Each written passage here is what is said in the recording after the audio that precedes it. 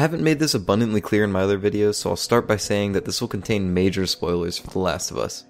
And this game has already been the focal point for many discussions already, but I want to really nail down what exactly makes winter the best part of the game.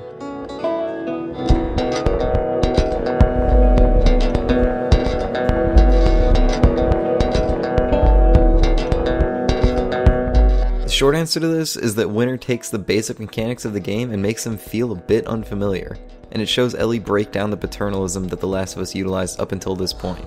But I'll go into a bit more detail. He tracked me.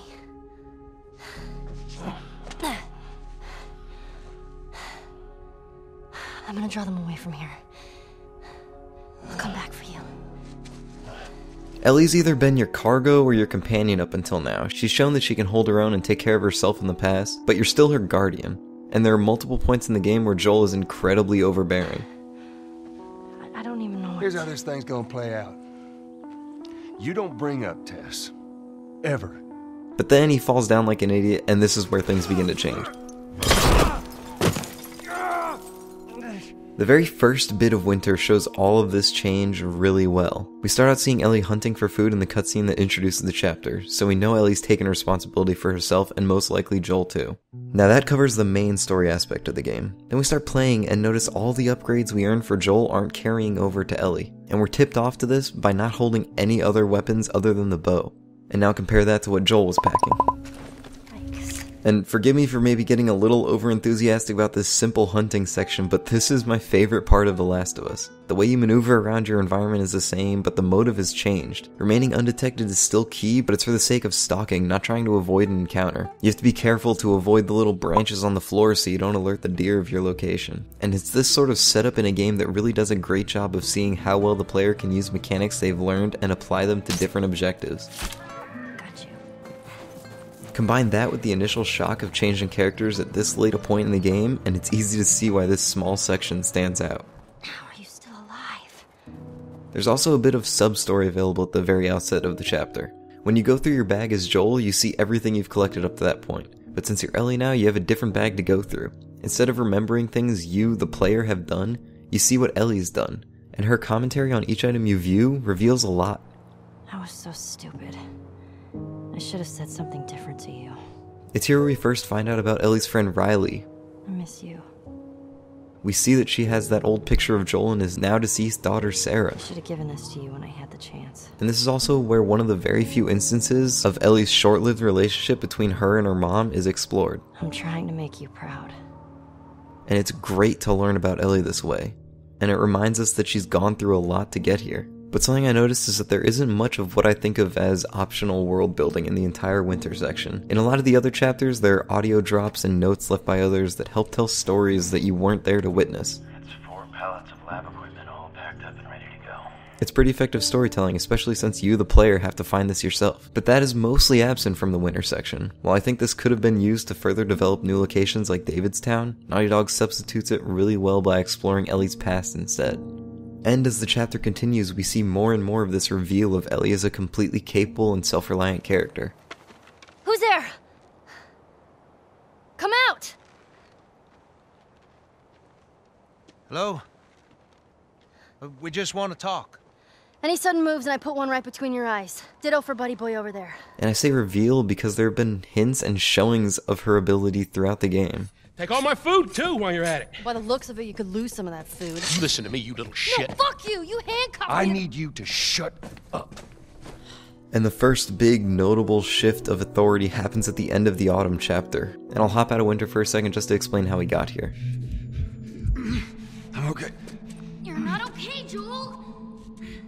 Now come on! This transformation here reminds me a lot of Sarah Connor's transformation in Terminator. Although not cheesy.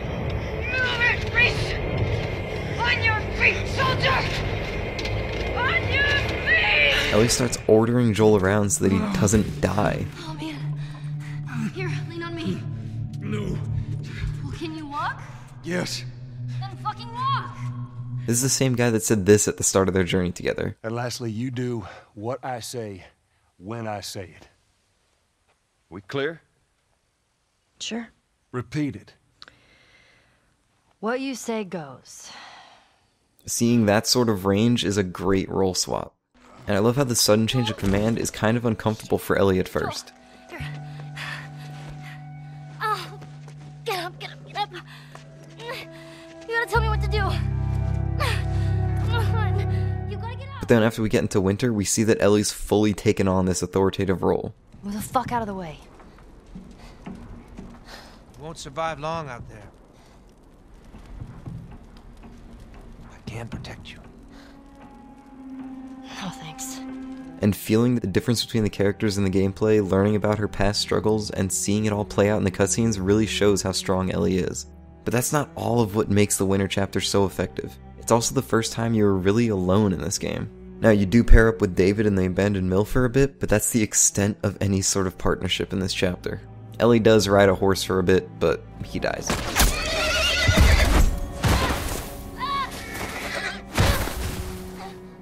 And even once you swap back to Joel, you still feel alone. And I know companion AI in this game certainly can be wonky at times, but I find comfort in having someone there to help, even if it is a doofy AI partner.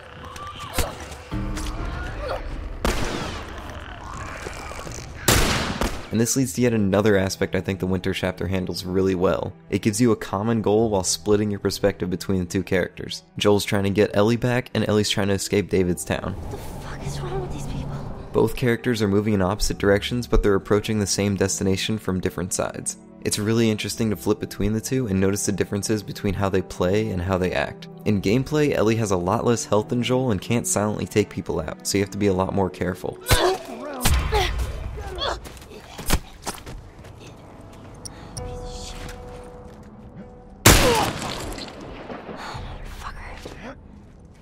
But she has an instant kill with her knife at all times whenever she gets behind someone. Whereas Joel can sneak through areas full of enemies because he can silently take them out and can hold them up at gunpoint.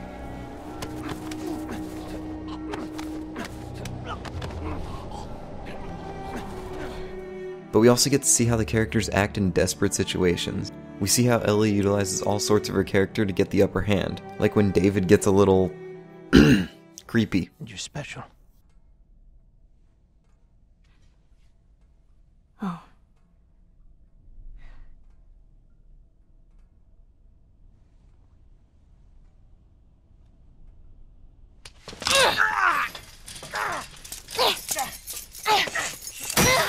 And Joel shows us this form of calm and quiet violence to get the information he needs. Focus right here, right here. I'll pop your goddamn knee off. Good girl. And it's a side of Joel that hasn't really surfaced since the beginning of the game when he needed information from Robert. Who has our guns? I can't. Just give me a couple. And I just love seeing how Ellie uses her brains as much as her physicality to get away from David and James. What'd you say? Everything happens for a reason, right?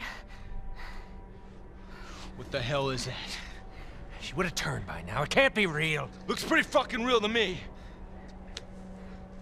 And all of this culminates with the closest thing to a boss fight in The Last of Us. While I do think it's a fun encounter, it feels really out of place because The Last of Us is so focused on characters and, in regards to the game world itself, relatively believable setups. So any sort of typical game trope like a 3-step boss fight stands out a lot.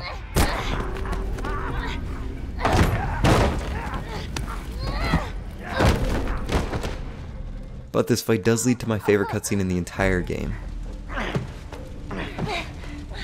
You can try begging.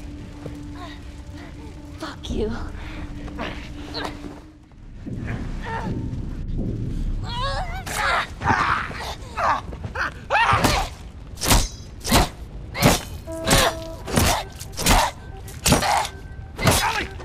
Stop! Stop! Fucking touch me! Okay, it's me. It's me. It's me. Look, look. It's me. He tried to... Oh, baby girl. Ellie makes this grown man, a leader of an entire town of people who just seemingly threatened to rape her, go from this You can try begging. to this in just a few seconds. And it was really important to me that Ellie handle everything here herself, and I'm glad that's how it played out. And had Joel come in at the end to help, that would have broken the whole notion of Ellie tearing down the paternalism that the game had operated on and just reinforce it instead. It's a turning point in realizing that Ellie hates the way the world is and wants it to change, whereas Joel only cares about Ellie and could give a damn about what the world around him is like. No, wait! And it's because of moments like this with these characters that make all of the cliche tropes of The Last of Us work. The post-apocalyptic setting is tired, there's always a group of cannibals somewhere, one last ray of hope to save all of humanity. We've seen it all before. But the great effort that Naughty Dog put into this game, into the dialogue and interactions, into the small details of the cutscenes, makes it all work, and it all comes together especially well once the snow starts to fall.